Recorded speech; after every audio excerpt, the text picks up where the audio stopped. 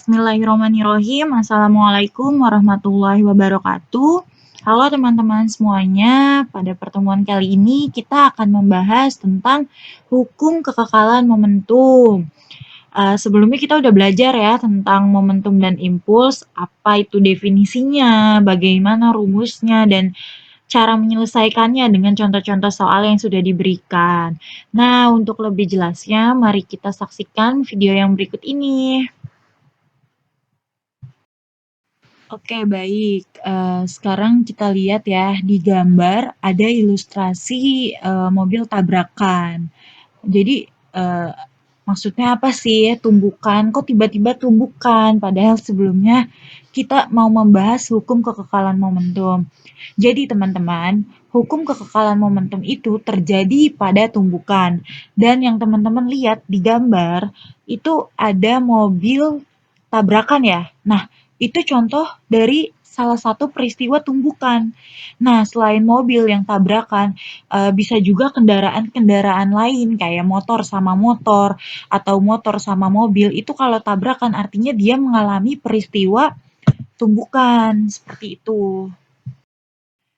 Baik, di sini ada penjelasan bahwa hukum kekekalan momentum menyatakan pada peristiwa tumbukan, jumlah momentum benda-benda sebelum dan sesudah tumbukan adalah tetap, asalkan tidak ada gaya luar yang bekerja pada benda-benda itu.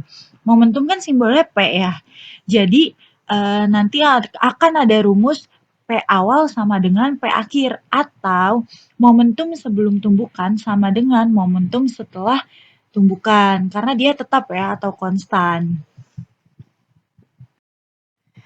Oke, kita lihat gambar di sini ya. Jadi, teman-teman fokus dulu untuk melihat gambar yang paling atas sebelum tumbukan. Nah, di sini ada benda A dan benda B. Benda A dan benda B kita anggap sebagai bola ya.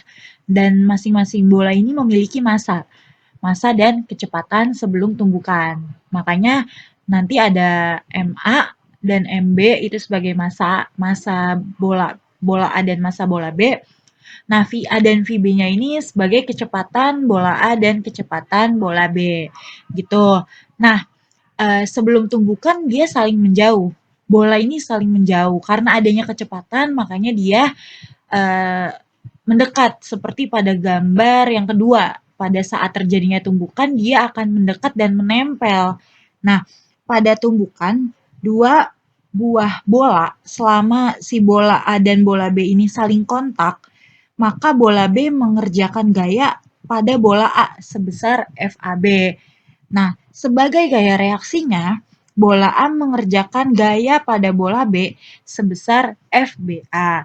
Nah, setelah mengalami tumbukan, bola akan terpental seperti pada gambar yang ketiga ya. Sesudah tumbukan ini akan menghasilkan kecepatan V aksen A itu kecepatan bola setelah terjadinya tumbukan, dan V aksen B ini kecepatan bola B setelah terjadinya tumbukan. Seperti itu ya. Jadi, secara matematis, hukum kekekalan momentum dirumuskan sebagai berikut. Nah, sebelumnya udah dijelaskan kan bahwa momentum benda sebelum dan sesudah tumbukan itu tetap. Makanya dia rumusnya jadi P1 ditambah P2 sama dengan P1 aksen ditambah P2 aksen, di mana P1 dan P2-nya ini dia menunjukkan benda satu ya, momentum benda satu dan momentum benda dua. Nah, nilai momentum itu kan P sama dengan M kali V. Maka si P-nya ini diturunin nih, diganti jadi M1 kali V1 ditambah M2 kali V2 sama dengan M1 kali V1 aksen ditambah M2 kali V2 aksen gitu ya. Di mana M-nya itu sebagai massa, V-nya itu kecepatan gitu.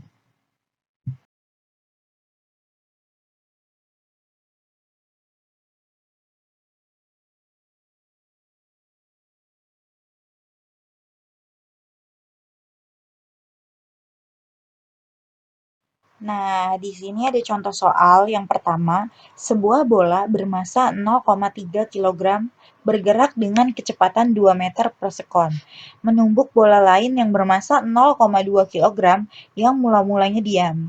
Jika setelah tumbukan bola pertama diam, maka kecepatan bola keduanya berapa? Gitu ya. Nah, diketahui nih, jangan lupa untuk diketahui, ditanya dan dijawab ya. Diketahui M1 sama dengan 0,3 kg. Kenapa M1? Karena dia massa bola pertama kan, massa bola pertama dan bergerak dengan kecepatan 2 meter per sekon. Berarti dia kecepatannya punya kecepatan benda pertama. Makanya dia V1.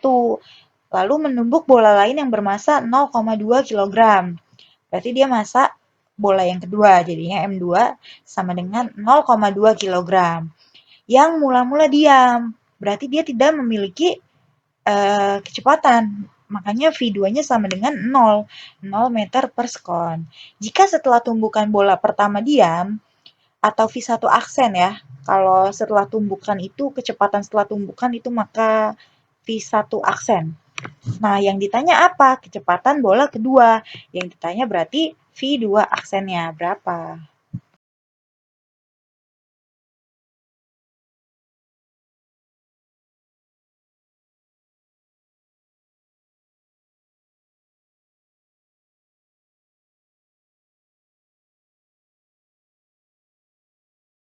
Nah, yang ditanyakan V2 aksennya ya, atau kecepatan bola kedua setelah tumbukan. Lalu kita masukin nih rumus yang tadi, hukum kekekalan momentum. M1 kali V1 ditambah M2 kali V2 sama dengan M1 V1 aksen ditambah M2 V2 aksen.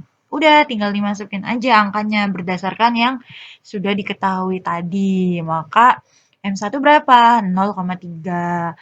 V1-nya 2, M2-nya 0,2, V2-nya 0. Jangan lupa tetap pakai satuan ya. Sama dengan, masukin lagi M1-nya berapa? 0,3 kilogram. V1 aksennya berapa? 0 kan? Karena tadi bendanya mula-mula diam. M2-nya berapa? 0,2 kilogram. V2 aksennya berapa? Nah, V2 aksennya ini yang ditanya. Maka setelah dikalikan 0,3 dikali 2 hasilnya 0,6. Lalu 0,2 dikali 0 hasilnya 0 sama dengan 0,3 dikali 0 hasilnya 0 ditambah 0,2 kilogram V2 aksen. Udah tinggal dijumlahkan aja, maka nanti ketemu hasilnya V2 aksennya itu 3 meter per sekon.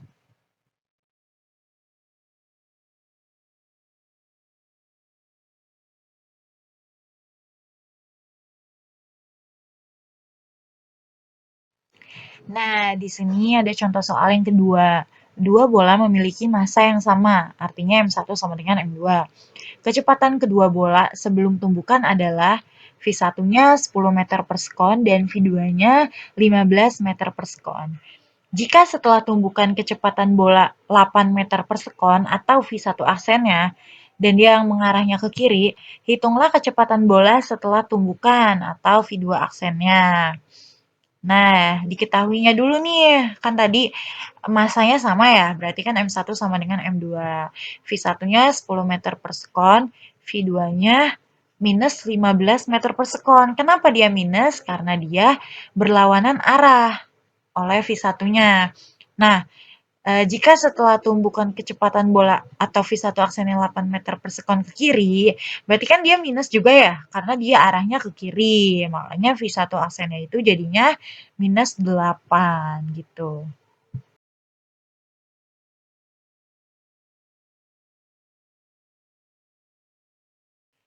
Yang ditanya tadi apa? Yang ditanya kan V2 aksennya ya, kecepatan benda 2 setelah tumbukan. Makanya rumusnya tetap pakai rumus hukum kekekalan momentum seperti yang dijelaskan di awal tadi, pakainya M1 kali V1 ditambah M2 kali V2 sama dengan M1 kali V1 aksen ditambah M2 kali V2 aksen. Nah, kenapa massanya dicoret? Karena di sini massanya sama kan? Massa benda 1 dan massa benda 2 itu nilainya sama. Makanya nggak perlu dihitung lagi. Jadi Langsung aja nih pakai rumusnya V1 ditambah V2 sama dengan V1 aksen ditambah V2 aksen. Gitu, tinggal dimasukin aja nih. V1-nya berapa? 10 meter per sekon ditambah V2-nya tadi kan minus ya, minus 15 meter per sekon karena dia berlawanan arah. Sama dengan V1 aksennya minus 8 meter per sekon ditambah V2 aksen. V2 aksennya ini kan yang dicari ya, makanya 10 ditambah minus 15 minus 5 sama dengan minus 8 meter per sekon ditambah V2 aksen. Tetap ya, satuannya jangan dihilangkan. Karena satuan dari kecepatan itu kan meter per sekon ya.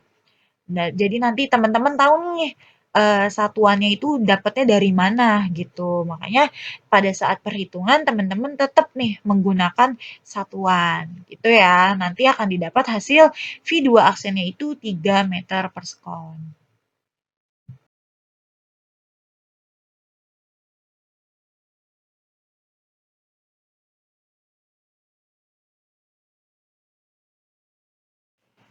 Baik, di sini ada contoh soal yang ketiga. Bola yang bermasa 0,4 kg menumbuk tanah liat dengan kecepatan 10 meter per sekon.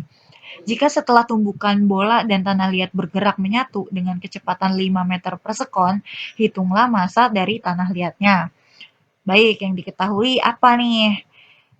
Di sini kan ada massa bola ya, makanya dia jadinya MB sama dengan 0,4 kg. Lalu menumbuk tanah liat dengan kecepatan 10 meter per sekon. Nah, kecepatannya kecepatan punyanya si bola nih. Jadi VB-nya sama dengan 10 meter per sekon. Jika setelah tumbukan bola dan tanah liat bergerak menyatu dengan kecepatan 5 meter per sekon, nah 5 meter per sekonnya ini punya V aksen, bukan dari si tanah liat ini. Karena tanah liat pasti mula-mulanya diam kan, mula-mulanya diam. Makanya dia setelah tumbukan baru dia menyatu.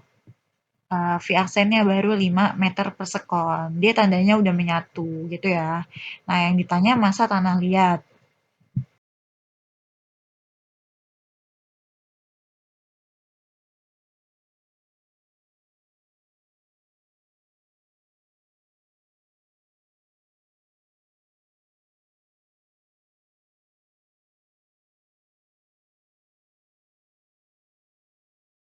Pakai rumusnya rumus tetap nih, rumus hukum kekekalan momentum, di mana MB dikali VB, B-nya itu punya bola ya, massa bola dan kecepatan bola, ditambah massa tanah liat dikali kecepatan tanah liat, sama dengan massa bola dikali kecepatan bola setelah tumbukan, ditambah massa tanah liat dikali kecepatan tanah liat setelah tumbukan. Nah, karena setelah tumbukan dia menempel, makanya si V aksennya nih sama gitu ya, V aksennya sama.